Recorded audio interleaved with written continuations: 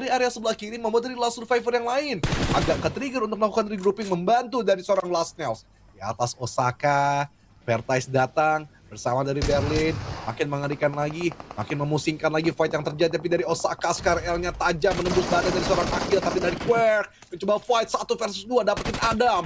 Quirk lanjutkan lagi UMP-nya, 22 peluru terakhir dan gagal. Last Nail benar-benar mampu memanfaatkan AUG terakhirnya. Oh, ternyata Zirex lah yang mengakhiri dengan S12 cap. Coba turun ke bawah, Rasnel coba dicari, bersembunyi di balik bebatuan dan Rasnel berhasil dapetin Osaka. Rasnel masih tetap melakukan agresinya tapi gagal. Berlin datang menyelinap, masuk ke dalam smoke dan memberikan tembakan spekulasi ke arah sisi Nels. Zirex tahu jelas Osaka. Dia finishing tapi tidak sadar di sebelah kiri. Kan? Di sebelah kiri jelas batu suara vehicle, mestinya kedengaran dari seorang Berlin. Kok buang granatnya di sana? Ini membuat dari Last Survivor harus membenahi communicate mereka dan juga awareness mereka. Ini yang paling penting dari Last Survivor sekarang. Untuk mereka bisa bangkit ya dari keterpurukannya mereka, karena mereka benar-benar berada di dasar klasemen di hashtag yang ke-18 dengan 21 poin yang baru mereka dapatkan selama mereka bermain selama 2 hari full dan juga sudah berjalannya game yang kedua kali ini. Sementara itu, kita akan melihat lagi Forti, salah satu tim yang juga lagi mendekatkan jarak poin mereka dengan Bigetron yang sudah mulai semakin terasa sebenarnya game poinnya mereka. Tapi lihat kembali dari Hora, walaupun tinggal satu pemain, Sleepy, dia tidak kenal takut. Semua pemain, semua player yang terlihat di matanya dia kayaknya sih pengen banget untuk dia fighting dan bahkan mendapatkan satu buah knockdown. Hati-hati, reload pun juga dilakukan kali ini. Dapatkah dari seorang Sleepy mendapatkan yang kedua kalinya dan didapatkan yang kedua, tapi backup pun juga cepat. Sampai akhirnya SSE yang mendapatkan pemain terakhir dari tim Hora, karena memang sulit sekali satu pemain harus berhadapan dengan 3 pemain sekaligus yang tadi langsung nge-push ke dalam area compound yang diisi oleh seorang Sleepy. Dan sementara itu dari Voin Chaikri juga nampaknya cukup sibuk untuk menggerus pemain dari tim SSE yang baru saja mendapatkan pemain terakhir tim Hora. Dan informasi nampaknya sudah mulai banyak yang masuk. Satu pemain yang tadi tidak ikut untuk langsung nge-push ke bagian area sisi ini langsung didapatkan poinnya ternyata oleh tim Voin Chaikri. Oke, dan yes, dari tim SA sekarang yang tersorot sedang ditembaki dari seorang Redfish. Boom, Yami memaksakan SKRL-nya dengan chain seat. Bali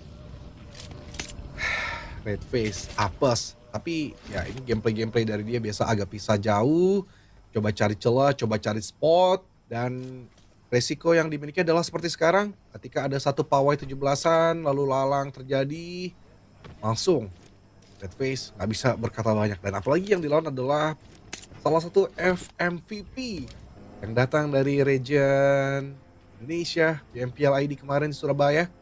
Yami sangatlah tajam tadi menumpaskan SKRL-nya ke arah Redface. Tapi ya dari Vertice sekarang Dagestan mencari di sekitaran dari Bukit Kentang. Mereka pun masih mencari juga solusi bagaimana ada fight-fight yang mungkin terjadi di daerah open field untuk coba mereka gandrungi. Namun yang menjadi ya, sorotan tajam adalah daerah farm.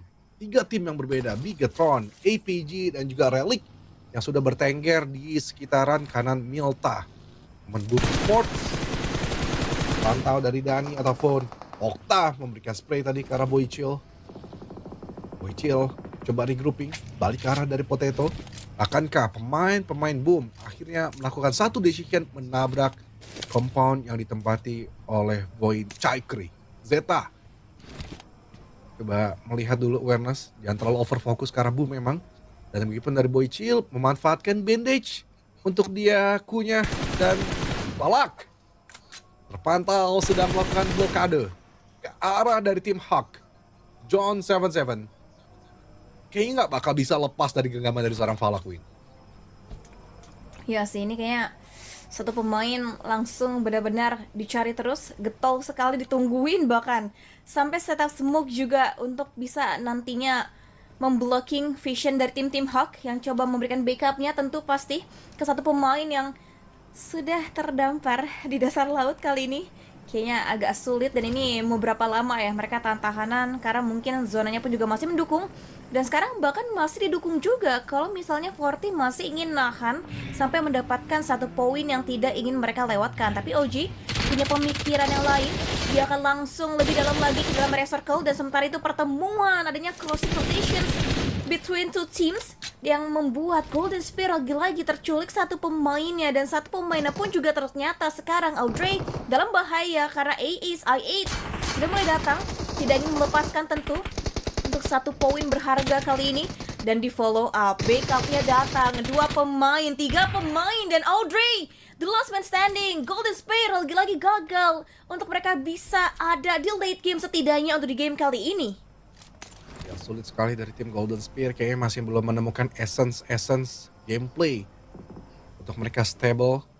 Dan sekarang dari Bumi Sports, Yanto atau Amboni yang terpantau fotonya membuat mereka sekarang pun juga kayak jadi polisi open field di luar-luar. Tapi dari Last Survivor Adam, satu blunder terlalu cepat untuk mengambil satu tembakan dan membuat dia akhirnya terkejut coba masuk ke dalam bunker.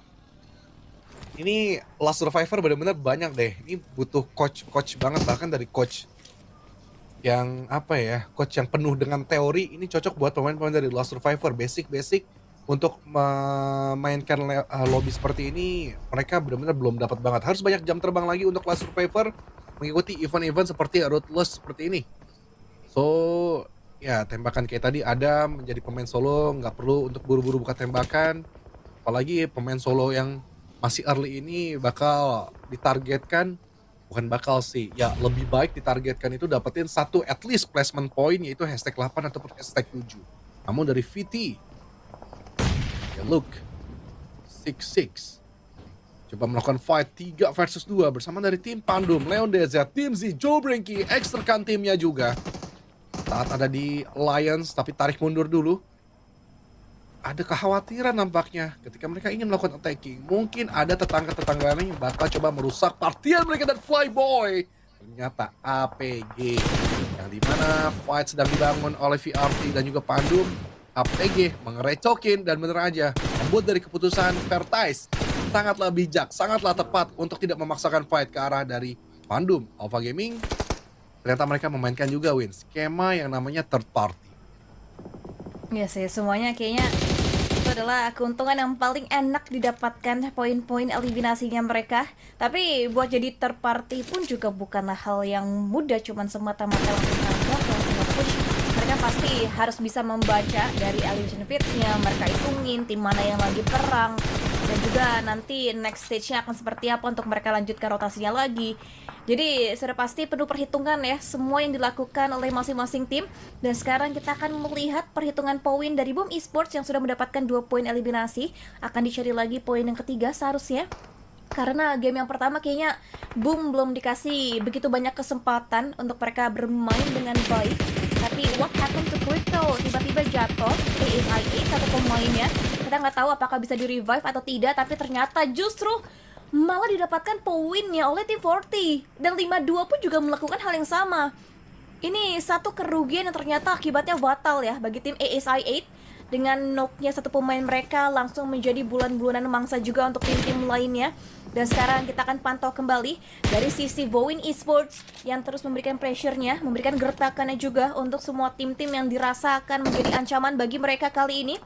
Dan Rebello masih konsisten ternyata untuk dimainkan dari line up Bowen, Chakri, dan Boom Esports. Dari seorang Acul sendirian saja, sharing kempuan pun juga nampaknya terjadi. Dan lemparan nades, Cook dengan sangat matang dan betul sekali buy one get one nades dari seorang Acul. Dan hati-hati Acul kali ini ingin mendapatkan yang ketiga, the last man standing yang terakhir, tapi ternyata gagal karena Dagestance masih bisa mendapatkan sebuah ending dan bahkan Pandum mengganggu fight yang sedang terjadi antara Boom dan tinggal satu lagi, padahal tadi yang terakhir, dan Pandum yang mendapatkan keunggulan yang paling tinggi dari fight yang terjadi. Yes. Pandum, Joe Brinky seperti biasa memang masih menyala taring-taringnya. Dan sekarang pun dari Rebello, Boycil, ketika mereka ada di daerah luar dan mereka harus keluar dari zona nyamannya mereka harus mengambil satu informasi dan menyerap untuk dilaporkan kepada sang IGL Potato. sini kosong, yang situ kosong, tapi sini ramai. Kita kira kita harus mengambil satu rotasi yang mana bagusnya, tapi tidak untuk dari T24. Belum memaksa, karena Menzi benar-benar lebih siap sigap, tapi lihat juga bagaimana pemain-pemain dari 40 cepat sekali reaksi yang dimiliki, membalaskan keadaan ke arah tim dari 52. On the God pun juga sama, Falak pun juga sama, membalaskan dendamnya ke arah dari 40 juga. Dan begitu dari 52 yang lain di area jauh. Menzi try hard tapi try out. Gagal karena tim Hak.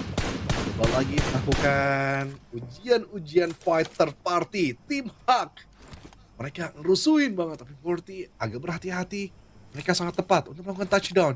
Dibalik dari batuan dan ditambah dari beberapa low ground untuk menutup sedikit-sedikit angle pemain dari 52 IC. Kayaknya cabut. Tidak melanjutkan peperangannya kembali ke arah dari Forti. Dan begitupun dari spot yang dimiliki 52. Hanya mengandalkan tengah. Selesai AC, tapi Fixie pun juga dibombardir pemain-pemain dari Bigaton, Razy, Razak, Axel, dan langsung selesai. Lagi mungkin masih menjadi MVP di match yang kedua ini. Menarik ya. Apakah iya masih akan tetap menjadi MVP kali ini? Tapi sebelumnya kita akan bisa melihat kembali perjuangan dari tim-tim yang masih sangat teramat getol sekali untuk mereka bisa mendapatkan poin-poin eliminasinya lagi. Dan sekarang dari Shadow Esports masih dengan 3 pemain dan masih cukup center dari sisi zonanya. Kayaknya mereka pun juga tidak harus bergerak untuk dalam jangka waktu dekat, bisa langsung terus mengamati tim-tim yang mungkin akan selamat masuk ke dalam area zona. Bagian sisi outernya pun Voin bersinggungan dengan satu pemain.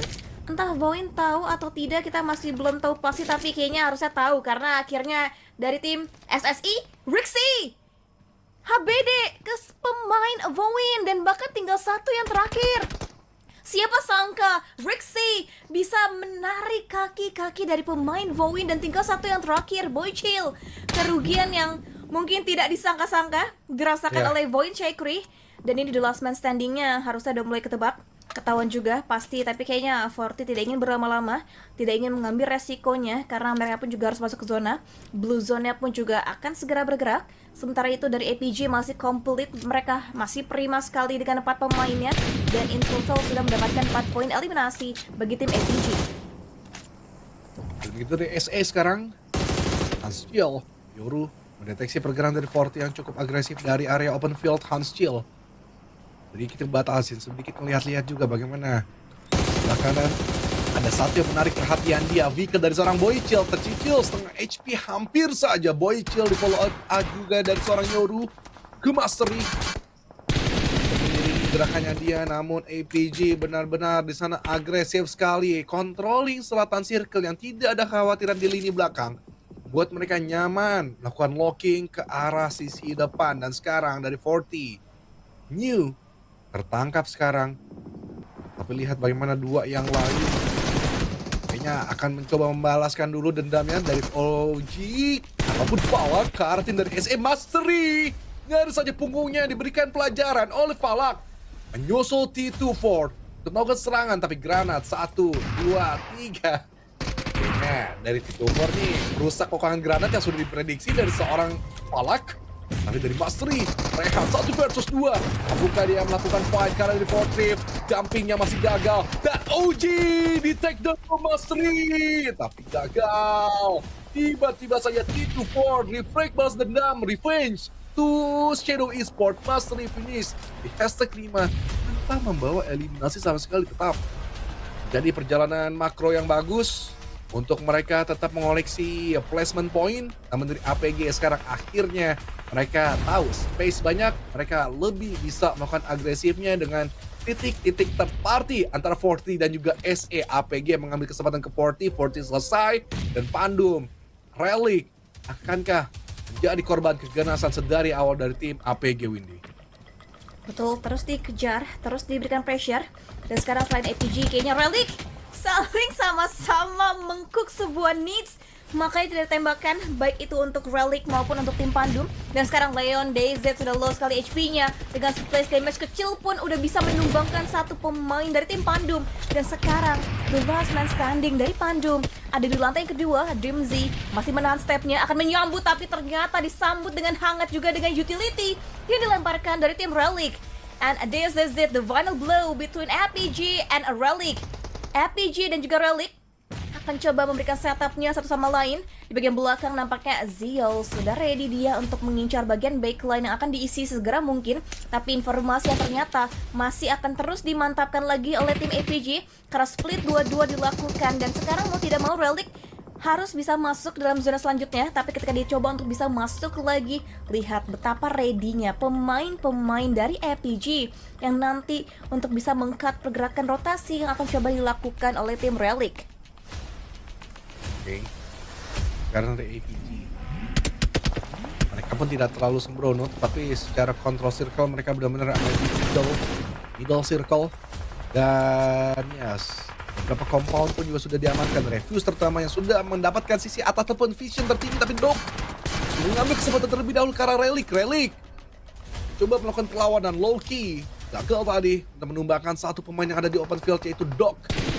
Coba dicek lagi seorang Loki, ada satu standing, jumping from Beetle, from APG, but Loki, good reflect, proning, dan healing terlebih dahulu sebelum dari Parai membantu support, menutup angle-angle pemain dari IPG agar tidak bisa menembaki mudah mereka. Relic, Kai, tertangkap basah, Zeal, ataupun Refuse, lakukan serangan secara brutal, dan Loki bersama Arai coba berduet Tiki Taka dengan Zeal. Is juga di sebelah kanan lakukan crossing di Loki, menolak menyerah, dan Zeal langsung melakukan finishing ke arah Parai. Loki satu pemain yang sangat baik dari segi mekanik, reflect, awareness, kemudian juga satu decision untuk di lini depan membantai pemain-pemain dari APG yang melakukan absensi. Sangat bagus, menolak menyerah. Loki try hard, ada di tengah-tengah dan smoke yang tebal tapi gagal. Satu buah granat yang terakhir on point, connect, dan Alpha Gaming mendapatkan winner chicken dinner dengan sangat-sangat luar